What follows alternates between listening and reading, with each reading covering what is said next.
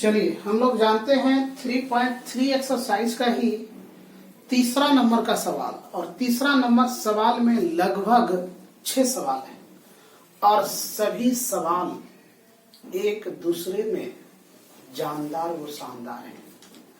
आपको इस सवाल को बार बार प्रैक्टिस करनी ही होगी, बगैर नहीं होगा। आपको बार बार समझना ही होगा और खुले माइंड से समझना होगा। चलिए देखते हैं सवाल कह क्या रहा है। सवाल कह रहा है निम्न समस्याओं में रैखिक समीकरण युग्म बनाइए। रैखिक समीकरण युग्म बनाइए, ठीक है। दूसरा कह रहा है उनके हल। सबसे इंपॉर्टेंट बात यहाँ कर रहा है प्रतिस्थापन विधि द्वारा ज्ञात करना है। अगर आपके एग्जाम में कहे प्रतिस्थापन विधि से हल करो तो प्रतिस्थापन विधि से ही हल करेंगे, और कहे ब्रज गुणन विधि से हल करो तो ब्रज गुणन विधि से ही हल करेंगे, और कहे क्रॉस मल्टीप्लिकेशन के द्वारा हल करो, समीकरण विधि के द्वारा हल करो तो भी करेंगे। डिपेंड करता है कि आपसे अगला मांग क्या रहा है, वही चीज आप निकाल के देंगे, तभी आपको 100% मार्क मिल पाएगा। चलिए अगला सवाल आपका क्या कह रहा है, प्रतिस्थापन विधि। आप प्रतिस्थापन विधि से पहले, वो तो विधि बाद में आएगा ना, पहले क्वेश्चन को तो समझ लें। क्वेश्चन क्या कह रहा है, देखिए क्वेश्चन कह रहा है दो संख्याओं का अंतर 26 है। दो संख्या का अंतर 26 है। आप ये बताइए, इस दोनों का अंतर पूछेंगे तो आप ये दोनों अगर सटा हुआ है, दोनों का अंतर पूछेंगे तो खोल देंगे, ये आपका अंतर हो गया। और कहेंगे दोनों का योग है तो दोनों को घुसा के जोड़ देंगे, योग हो गया, ठीक है।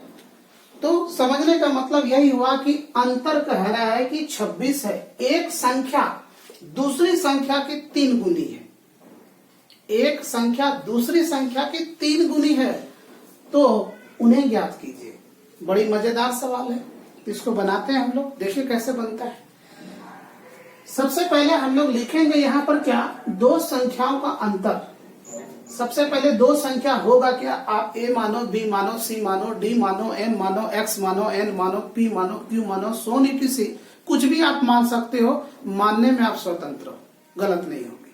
चलिए तो मैं यहाँ पर एक्स और वाई का सहारा लेते हैं, मानते हैं। सॉल्यूशन लिखिए और यहाँ पर बनाइए, लिखिए इसमें माना कि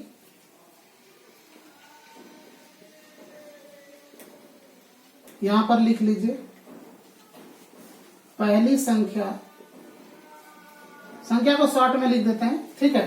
पहली संख्या x मान लीजिए तथा दूसरी संख्या आप मान लीजिए y। x है, y है। यहां तक किसी तरह की दिक्कत? प्रश्न आपका कह रहा है कि दोनों संख्या में अंतर 26 का है। बहुत अच्छी बात है। तो यहाँ पर प्रश्नानुसार लिख सकते हैं। प्रश्न आपका कह रहा है कि दोनों संख्या का अंतर 26 है, तो अंतर मतलब क्या, घटा दो। अंतर मतलब घटा दो, तो घटा दो तो क्या होगा, x माइनस वाई बराबर 26। क्या भारी था, x माइनस वाई बराबर 26। चलिए अब कह रहा है कि एक संख्या दूसरी संख्या की 3 गुनी है। इंपॉर्टेंट बात यहाँ पर, एक संख्या दूसरी संख्या की 3 गुनी है, कोई बात नहीं है। चलिए पुनः प्रश्न आपका कह रहा है, पुनः प्रश्न कह रहा है, फिर से प्रश्न आपसे कह रहा है वो एक संख्या दूसरी संख्या की 3 गुनी है। इसका मतलब दोनों संख्या को पहले आपस में बराबर करेंगे ना, तभी तो गुनी या तिगुनी, चरगुनी, पचगुनी होगी। पहले बराबर होगी, तो पहले बराबर कर दो।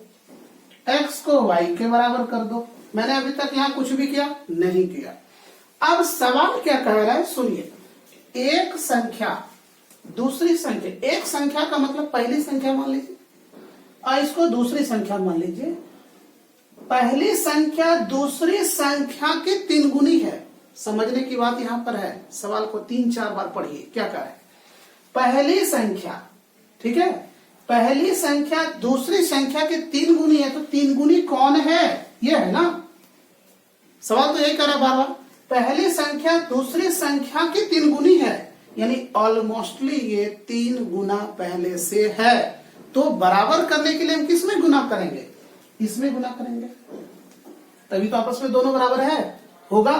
क्योंकि ये ऑलरेडी 3 गुना पहले से है और 3 इसमें गुना कर देंगे तो 6 गुना हो जाएगा। तो मेरा सवाल का सॉल्यूशन गलत हो जाएगा, हल ही नहीं होगा कभी। तो इसमें 3 से हम लोग गुना कर लिए।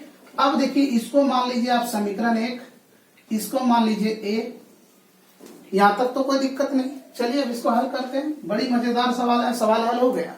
समीकरण बनाने तो आप लोग जानते ही हैं, अब इसको हल करना है, कोई बड़ी बात नहीं। प्रतिस्थापन विधि, चलिए प्रतिस्थापन विधि बनाते हैं। यहां पर लिखते हैं, अब समीकरण 1 में x का मान प्रतिस्थापित करने पर, यही है प्रतिस्थापन विधि, जो प्रतिस्थापित कर रहे हैं, बैठा रहे वैल्यू को। पहला समीकरण लिखिए, x माइनस वाई बराबर 26। x का मान क्या है? 3y।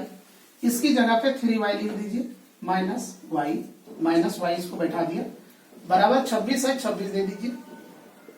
3y में y गया तो नहीं कुछ तो 1 रहता यहाँ पर छिपा हुआ, आप मन में छिपा के रखिए।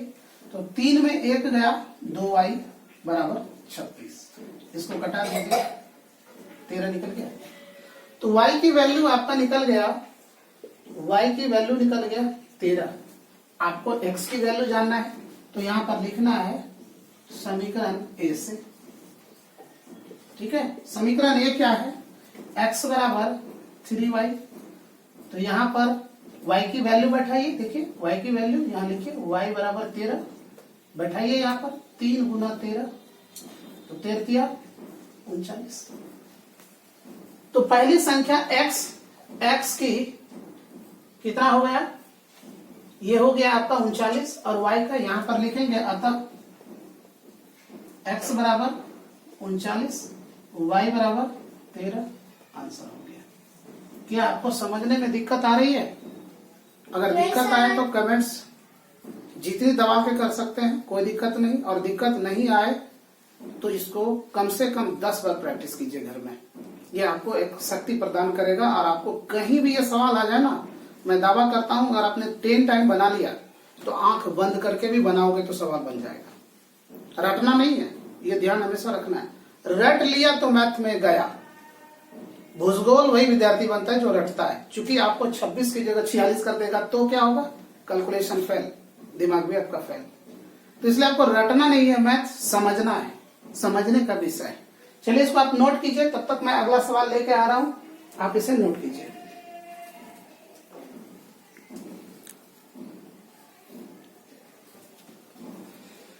चलिए आप लोग नोट कर लिए होंगे। दूसरा सवाल आप लोग लिखिए, बहुत मजेदार सवाल है, इंटरेस्टिंग है, समझने की, दिमाग लगाने की जरूरत होगी। चलिए आप, मैं इसे हटा देता हूं क्योंकि आप लोग समझ ही चुके हैं। बहुत ही बेहद इंटरेस्टिंग और उपयोगी सवाल है, आपको समझना होगा और समझेंगे तो सवाल बनाने में आपको बड़ी आनंद आएगा, और नहीं समझेंगे तो बड़ी तकलीफ देगा। चलिए सवाल आपका कह रहा है, 2 संपूर्ण कोणों में बड़ा कोण छोटे कोण से 18 अधिक है। 2 संपूर्ण कोणों में बड़ा कोण छोटे कोण से 18 अधिक है, उन्हें ज्ञात कीजिए। देखिए संपूर्ण कोण कितने डिग्री का होता है, आपको ये चीज पता होना चाहिए। तो संपूर्ण कोण, 2 संपूर्ण कोण 180 डिग्री। तो प्रश्न से लिखिए यहाँ पर, माना कि 2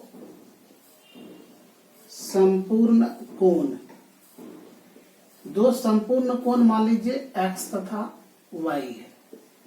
यहां तक मानने में कोई दिक्कत? मान लिए, मानने में क्या जाता है अपना? कुछ भी नहीं जाता है। अब सवाल आपका कह रहा है कि 2 संपूर्ण कोण में बड़ा कोण छोटे कोण से 18 अधिक है, लेकिन 2 संपूर्ण कोण को आप दोनों संपूर्ण कोण को लीजिए तो x प्लस वाई बराबर 180 डिग्री। ये पहला समीकरण बन गया। दोनों कोण को लेना है ना, तो संपूर्ण कोण 180 डिग्री, दो संपूर्ण कोण 180 डिग्री।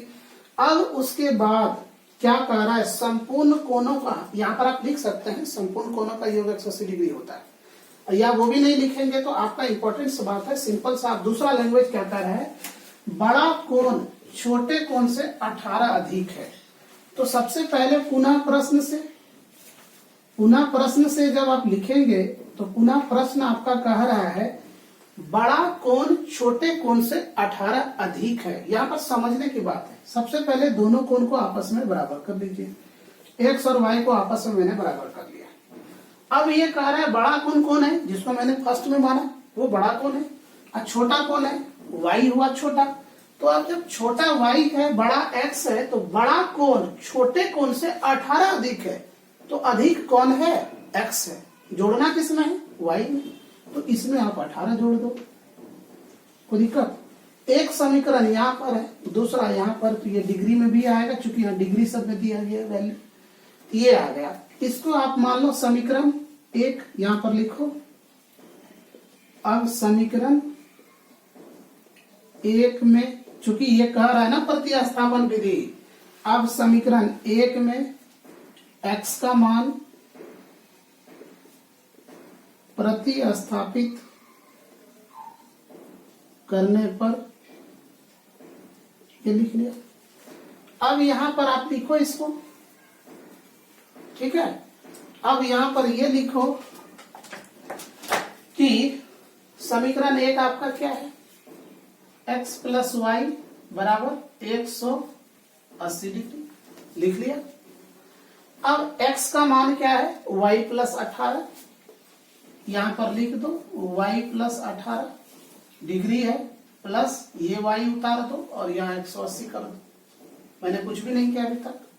जात जात को एक तरफ ला लो, सटा लो, y और y, यहाँ पर एक y, यहाँ पर एक y, तो क्या हो जाएगा 2y 18 डिग्री बराबर 180 डिग्री। इसको इस तरफ छरपा दो, 2y बराबर 180 डिग्री, ये प्लस है उस तरफ जाएगा तो माइनस हो जाएगा। इसको घटाओ, 180 में 18 गया, कितना आएगा 162 आएगा, 162 डिग्री, 2y बराबर 162 डिग्री। इसको कटा दो इससे, 2 × 16, 2 × 1, यानी y की वैल्यू आपका क्या आ गया 81 डिग्री। अब y कौन है, बड़ा कौन है कि छोटा कौन है, छोटा है, तो यहाँ पर लिख लेंगे जो मैंने माना, छोटे कोण y = 81 डिग्री। अब यहाँ पर x है, इसको मान लो समीकरण a, और यहाँ पर लिखो अब समीकरण a से, ठीक है। समीकरण a से लिखो x बराबर y प्लस 18 डिग्री, y का मान कितना है 81 डिग्री, 81 डिग्री प्लस 18 डिग्री कितना हो गया, इसको जोड़ लो, 8 1 9 और 8 1 9, 99 डिग्री। x की वैल्यू यहाँ पर लिखेंगे, दिख रहा है ना पेन आपको, देखिए यहाँ पर लिखेंगे, अतः x = y = x की वैल्यू क्या है 99 डिग्री, y की वैल्यू क्या है यहाँ पर 81 डिग्री। ये आपका सवाल बनके रेडी हो गया। क्या किसी प्रकार की आप लोगों को दिक्कत हो रही है? नहीं सर। ठीक है, इस सवाल को लिखिए, सवाल आपका बन के रेडी हो गया। अगर आपको दिक्कत फिर भी लगे तो मैं बार बार यही रिमाइंड करूंगा कि एक सवाल को कम से कम 10 से 15 बार घर पे प्रैक्टिस करो। प्रैक्टिस ही सबसे बड़ी चीज है, इसके अलावा कोई चीज नहीं है। ठीक है, क्योंकि इम्पोर्टेंस ये समझने की बात है, जहां से आप जन्म लिए हो ना, मैं भी वहीं से जन्म लिया। तो सिंपल सी बात है, सब इंसान को धरती पे आने का रास्ता एक है, तो दिमाग भी तो एक होगा। समझना तो आप शुरू कर दो, हो जाएगा। ठीक है, आप इसे नोट कीजिए, फिर मैं अगला सवाल आपको बताने की प्रयास करता हूं।